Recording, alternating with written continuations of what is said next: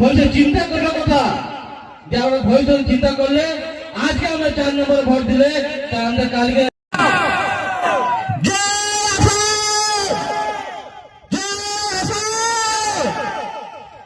এই বলে আমি বক্তব্য এই সমাজ করছি। সবাইকে আমাদের জোহার।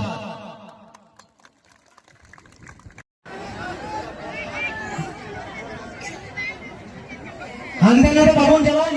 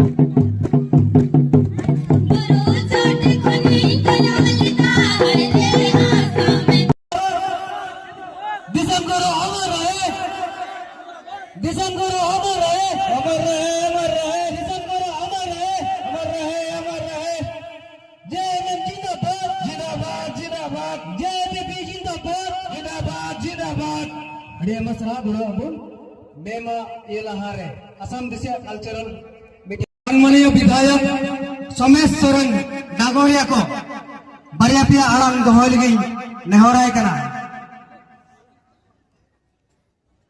नोडे सेटर दाड़े का था सोमेश सोरेन महाशय बारिया पिया आड़ांग नोडे दोहय लगी नेहराय कना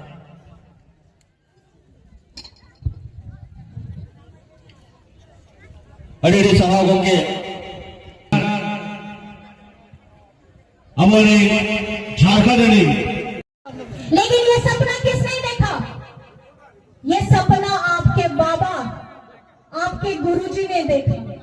और क्यों देखा ये सपना?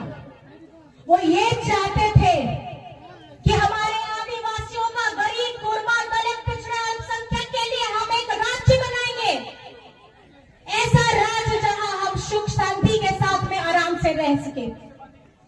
और वो जब सपना उन्होंने देखा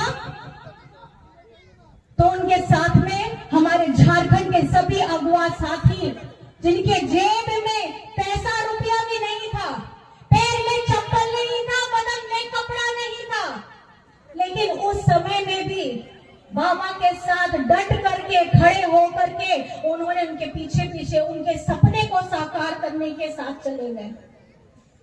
ऐसा क्यों किया? क्योंकि उन्हें चिंता थी बचपन में जो घटना घटी उनके पिताजी के साथ, वहां के जमींदारों ने आदिवासियों को कभी भी अपने बराबर का नहीं समझा, मिट्टी की धूल, पैर की धूल समझा था। लेकिन अपना मान रखने के लिए, अपने स्वामित्व में मैं जहां पैदा हुआ हूं, पैदा हुई हूं, उसका मान रखने के लिए उन्होंने ये सपना देखा। और आज झारखंड को बने हुए 25 साल हो गए हैं, लेकिन पिछले ही साल जिस व्यक्ति ने वो सपना देखा, उन्होंने हमारा साथ छोड़ दिया। लड़े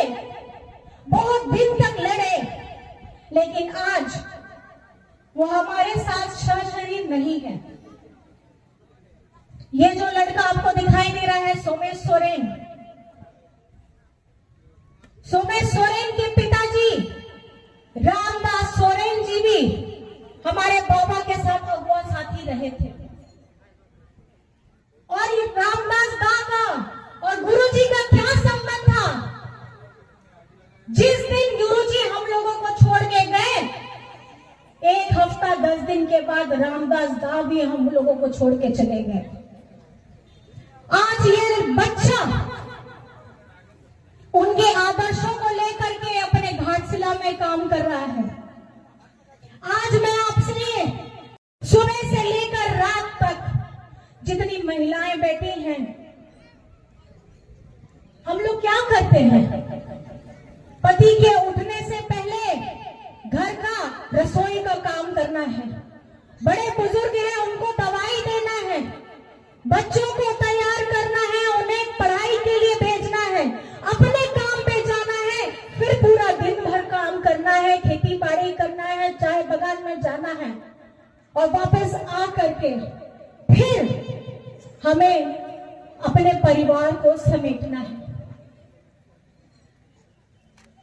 जितनी ताकत, जितनी हिम्मत, जितना त्याग, जितना परिश्रम एक महिला में होता है, वो पूरा दिन सुबह से लेकर रात तक खटती है और ज्यादा अपने परिवार से कुछ नहीं मांगती, सिर्फ मांगती है कि तुम्हारा साथ मेरे साथ होना चाहिए, बाकी का सारा जंग मैं अपने लड़ लूंगी। लेकिन आज यहाँ आपकी स्थिति देखकर बहुत डर लगता है। कितना पैसा मिलता है? तो बताया कि 250 रुपए मिलता है। तो वो सुन के मैंने यही अगला सवाल पूछा, 250 रुपए में हो जाता है? तो महिलाएं बोलती हैं हो तो नहीं पाता है, लेकिन करें तो क्या करें। मेरा सवाल आप लोगों से है और यहाँ असम की सरकार से है कि 250 रुपए प्रतिदिन अगर आप हिसाब लगाए तो महीना का 7,500 रुपया। एक महिला जो सुबह से उठ करके शाम तक वो पत्ता बिनती है और उस समय में बीच में खाने के लिए जब मैंने उनको पूछा कि खाने में जरूर आप लोग भात और आलू चोखा लाए होंगे, तो जो हंस के मुस्कुराते हुए थोड़े शर्मीले अंदाज में बोलती है कि आपने सही बोला है, हम भात और आलू चोखा ही लेकर के आए हैं। मतलब उस टिफिन में सब्जी भी नहीं है, क्या है? आलू है, जो सब जगह इस्तेमाल होता है। ये स्थिति देख के मुझे ये महसूस हुआ कि 250 रुपए एक महिला जब सुबह से लेकर के शाम तक खटती है, अपने हाथों से एक एक पत्ता चुनती है, झोला भरती है, उसको मतवाती है, अपना 250 रुपए लेती है, लेकिन इस उम्मीद में वो अपने घर जाती है कि काश मेरे बच्चे को मैं अच्छा जीवन दे पाऊं। लेकिन घर पहुंचने के बाद अपने घर को देख करके वो ये तकलीफ में रहती है कि पूरे दिन की कमाई में 250 रुपए में मुझे अपना घर चलाना होगा। और अगर बशर्ते कभी तबीयत खराब हो गया, 30 दिन नहीं हुआ, तो 7,500 से घट करके जितना दिन काम करेंगे सिर्फ उतना पैसा मिलेगा। मैं ये सवाल पूछना चाहती हूँ यहाँ की सरकार को, क्या 250 रुपए में इनकी मेहनत के लिए, इनके पसीने के लिए, इनके खर्च के लिए जायज है? क्या इनका आपका मूल्य बढ़ा करके आपको इसे 500 रुपए नहीं करना चाहिए? असम जिसके लिए जाना जाता है, जिसके लिए पहचाना जाता है, वहां के डी ट्राइब अपने हक के लिए, अपने अधिकार के लिए जिस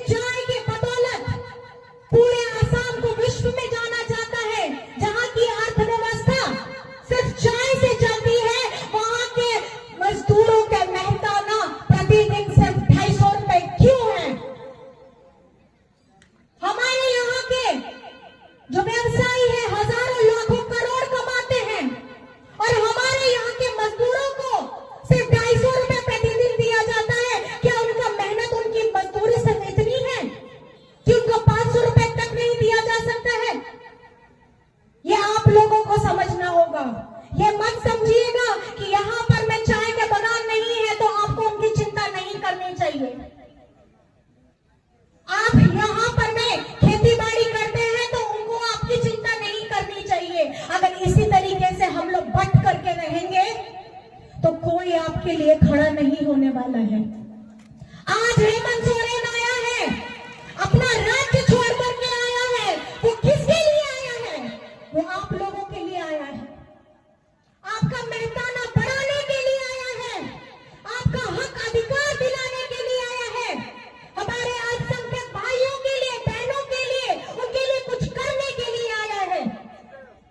तो ये आप लोगों को समझना होगा कि ये वाला वक्त अगर आपके हाथ से छूट गया फिर 5 साल का इंतजार करिएगा।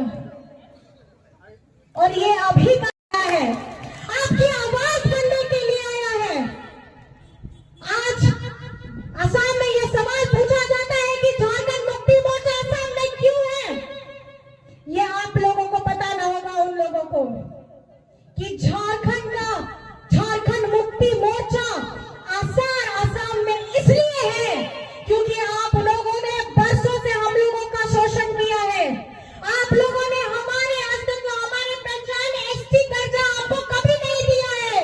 आपने हमारा मेहताना कभी नहीं दिया है, हमारे सर के ऊपर मजबूत छत नहीं दिया है, हमारे भविष्य को आपने बिगाड़ने का काम किया है। तो आसार छाप, तीर धनुष, यहाँ के वातावरण में ऐसा सुर घोलने वाला है कि असम की जनता हमारे साथ खड़ी रहने वाली है। आप हमारे साथ खड़े हैं कि नहीं खड़े हैं? खड़े हैं? दोनों हाथ उठा करके बताइए कि आप हमारे साथ। जय श्याम। शिबू सोरेन नमन रहे, अमर रहे, अमर रहे, शिबू सोरेन नमन रहे, अमर रहे, अमर रहे। हेमंत सोरेन जिंदाबाद। जिंदाबाद, जिंदाबाद। कहने को बहुत सारी बातें हैं, बताने के लिए बहुत कुछ है, लेकिन समय की पाबंदी की वजह से मैं अपनी बातों को थोड़ा कम शब्दों में आपके समक्ष और रखना चाहूंगी।